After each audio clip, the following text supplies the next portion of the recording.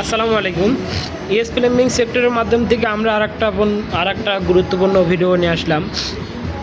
তো ভিডিওটা বাড়িওয়ালাদের জন্য বা মিস্ত্রিদের জন্য অনেক গুরুত্বপূর্ণ, বিশেষ করে বাড়িওয়ালাদের জন্য। বাড়িওয়ালারা আমরা যারা বিল্ডিংয়ে ফিতে পাইপ ব্যবহার করি, তাদের পাইপ জায়গায় জায়গায় ফেটে যায় বা কেটে যায় বা ছিঁড়ে যায়, ওইখানে আমরা ব্ল্যাক টেপ মারি।